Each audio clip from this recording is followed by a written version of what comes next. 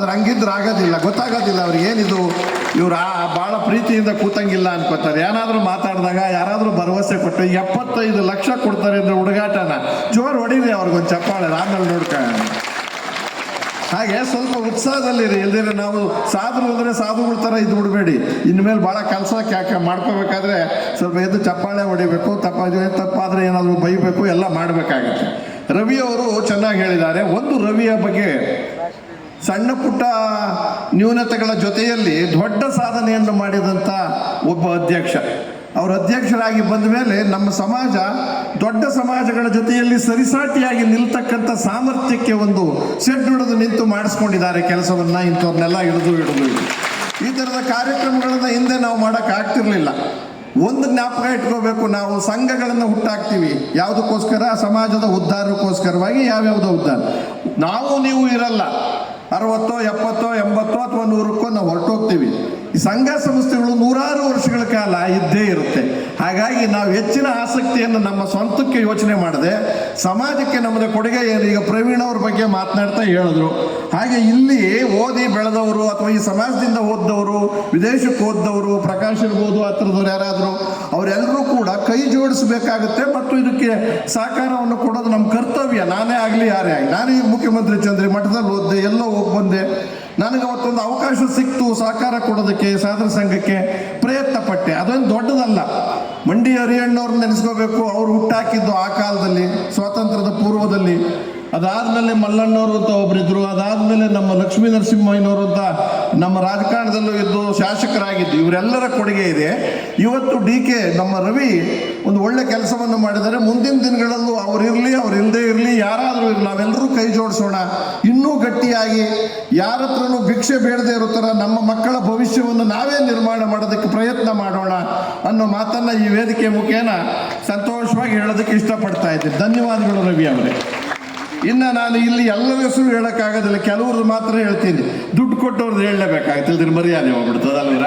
ದುಡ್ಡು ಕೊಡೋರ್ದು ಹೇಳಲೇಬೇಕಾಗುತ್ತೆ.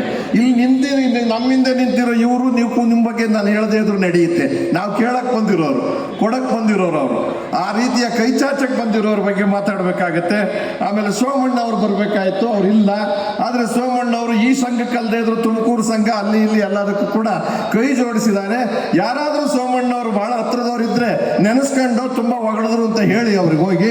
ತುಂಬ ಒಳ್ಳೆ ಕೆಲಸವನ್ನು ಸಾಧನ ಸಂಘಕ್ಕೆ ಮಾಡ್ತಾ ಇದ್ದಾರೆ ನಮ್ಮ ತುಮಕೂರು ಭಾಗಕ್ಕೆ ಮತ್ತು ಇಲ್ಲೆಲ್ಲ ನಾವು ಕೂಡ. ಅವ್ರಿಗೇನೋ ಆರೋಗ್ಯ ಸುಧಾರಣೆ ಸರಿ ಇಲ್ಲ ಅನ್ನೋ ಕಾರಣಕ್ಕೋಸ್ಕರವಾಗಿ ಕೆಲಸದ ಒತ್ತಡದಲ್ಲಿ ಬರೋಕ್ಕಾಗಿಲ್ಲ. ಇನ್ನು ನಮ್ಮ ಪುಟ್ಟಸ್ವಾಮೇಗೌಡರು ಇವತ್ತಿನ ದಿವಸ ಉದ್ಘಾಟನೆಯನ್ನು ಮಾಡಿದ್ದಾರೆ. ಅವರ ಕೈ ಮತ್ತು ಬಾಯಿ ಎಲ್ಲವೂ ಕೂಡ ದೂರದ ರೇಖೆ ಇರೋದ್ರಿಂದ ನಾವು ಅವ್ರ ಕೈಯಲ್ಲಿ ನಾವು ಕೈ ಜೋಡಿಸಿ ಎಲ್ಲರೂ ಸೇರಿಸ್ಕೊಂಡು ನಾವು ಮಾಡಿದ್ದೀವಿ. ಸುಧಾಕರ್ ಇರ್ಬೋದು, ಶಿವಶಂಕರ್ ಎಲ್ಲ ಸೇರಿದ್ದೀವಿ. ಅದು ನಿಗದಿತ ವೇಳೆಯಲ್ಲಿ ಆಗೋ ಥರ ಆಗಲಿ. ಸುಮ್ಮನೆ ಕಾಲ ಕಳೆದ್ರೆ 5.5 ಕೋಟಿ ಹೋಗಿ 10 ಕೋಟಿಗೆ ಹೋಗ್ಬಿಡ್ತದೆ. ಹಾಗಾಗಿ ನೀವು ಯಾವುದಾದ್ರೂ ಕೆಲಸ ಕೈಗೆ ತಗೊಂಡು ಇಂತಿಂಥ ದಿವಸ ಯಾವುದೋ 1-2 ದಿವಸ ಹೆಚ್ಚು ಕಡಿಮೆ ಆಗಲಿ, ಈ ದಿನದೊಳಗಾಗಿ, ಈ ವರ್ಷದೊಳಗಾಗಿ ಮುಗಿಸಿ ವಿದ್ಯಾರ್ಥಿಗಳನ್ನ ಸೇರಿಸ್ತೀವಿ ಅನ್ನೋ ಘೋಷಣೆಯೊಂದಿಗೆ ನೀವು ಶುರು ಮಾಡಿ ರವಿ ಅವರೇ. ಮತ್ತು ನಾವೆಲ್ಲರೂ ಕೈ ಜೋಡಿಸೋದಕ್ಕೆ ಯೋಚನೆ ಇಲ್ಲ.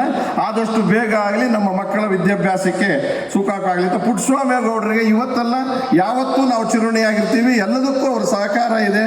ಹಾಗಾಗಿ ಅವರಿಗೆ ಒಂದು ನನ್ನ ಸಮಾಜದ ಪರವಾಗಿ ಅಭಿನಂದನೆಗಳನ್ನು ಸಲ್ಲಿಸ್ತಾ ಇದ್ದೀನಿ. ನಾನು ಹೆಚ್ಚಿಗೆ ಏನು ಭಾಷಣ ಮಾಡೋಕ್ಕೆ ಹೋಗೋದಿಲ್ಲ, ಬೇರೆ ಸಹಾಯ ಕೇಳೋಕ್ಕಲ್ಲ. ಅಷ್ಟೊಂದು ಕೊಟ್ಟ ಮೇಲೆ ಜಾಸ್ತಿ ಕೊಡಿ ಅಂತ ಹೇಳೋಕ್ಕಲ್ಲ. ಬಟ್ ಅವ್ರ ಹತ್ರ ಜಾಸ್ತಿ ಇದ್ದಾಗ ಕೊಟ್ಬಿಡ್ತಾರೆ, ಎಲ್ಲಿಟ್ಕೊಂತಾರೆ ಪಾಪ.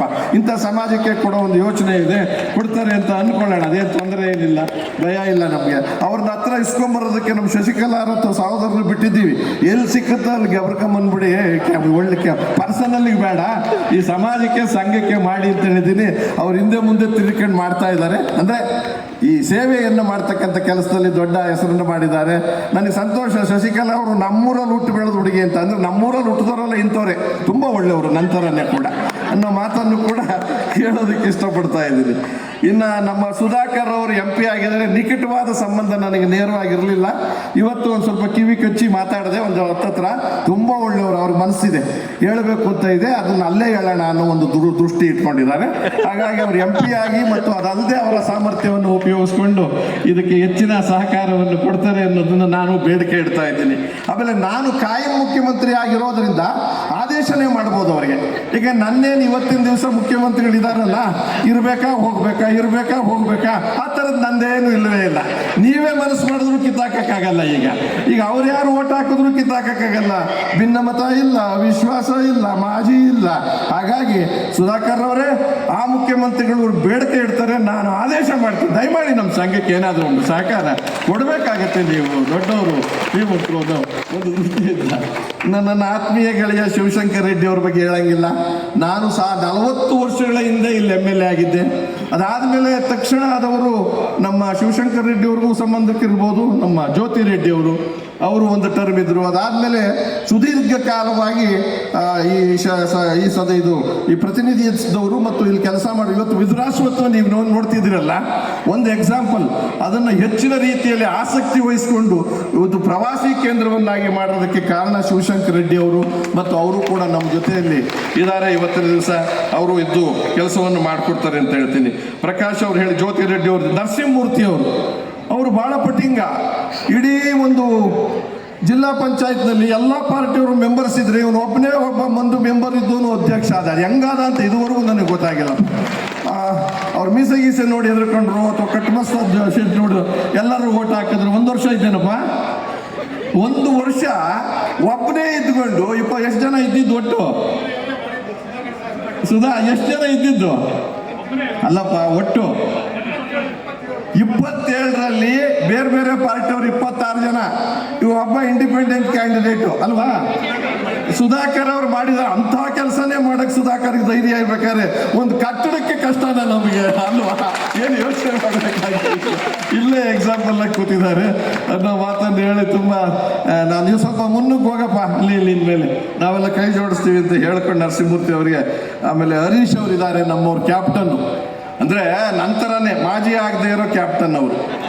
ಯಾವಾಗಲೋ ಒಂದ್ಸರಿ ಮಿಲಿಟ್ರಿಗೆ ಸೇರ್ಕೊಂಡವ್ರೆ, ಅಲ್ಲಿಂದ ಬಂದು 50 ವರ್ಷ ಆಗಿದೆ, ಇನ್ನೂ ಕ್ಯಾಪ್ಟನ್ ಅಂತಾನೆ ಓಡಾಡ್ಕೊಂಡಿದ್ದಾರೆ ಅವರು.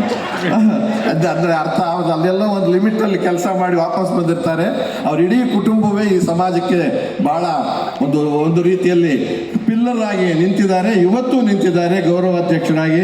ಯಾವ ಕೆಲಸಕ್ಕೂ ಇಲ್ಲ ಅನ್ನಲ್ಲ ಅವರು. ಭಾಳ ಯಾವುದೇ ಕೆಲಸ ಆದರೂ ಈಗಾಯ್ತು ಅನ್ನಲ್ಲ, ತಡೀರಿ ಅಂತಾರೆ.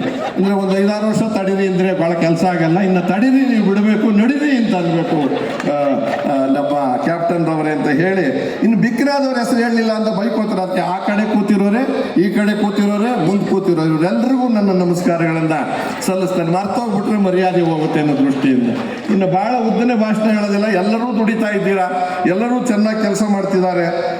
ಹಾಗಾಗಿ ಇಲ್ಲಿ ಆ ಹೆಸರು ಇರ್ತಾಗ ವೋಟರ್ ಲಿಸ್ಟಲ್ಲಿ ಹಾಕ್ಬಿಟ್ಟವ್ರಿಗೂ ಅದೆಲ್ಲ ಹೇಳೋಕ್ಕಾಗಲ್ಲ ನಾನು. ಆಮೇಲೆ ನಮ್ಮ ಸಮಾಜ ರಾಲೆ ರವಿ ಅವರು ಹೇಳಿದಾಗೆ ತುಂಬ ಸಣ್ಣ, ಅಲ್ಪಸಂಖ್ಯಾತರಲ್ಲಿ ಸ್ವಲ್ಪ ಸಂಖ್ಯಾತರಲ್ಲೂ ಕೂಡ ಚಿದ್ರೊಡೆದೋಗಿದ್ದೀವಿ. ಯಾವುದಾದ್ರೂ ಒಂದೇ ಒಂದು ಕ್ಷೇತ್ರದಲ್ಲಿ MLA ಆಗುವಷ್ಟು ಓಟು ನಮ್ಮ ಹತ್ರ ಒಂದು ಕ್ಷೇತ್ರದಲ್ಲಿ ಇಲ್ಲ. ಗೌರಿಬಿದನೂರೇ ಇರೋದರಲ್ಲಿ ದೊಡ್ಡ ಶಕ್ತಿ ಇರ್ತಕ್ಕಂಥ ಕೇಂದ್ರ.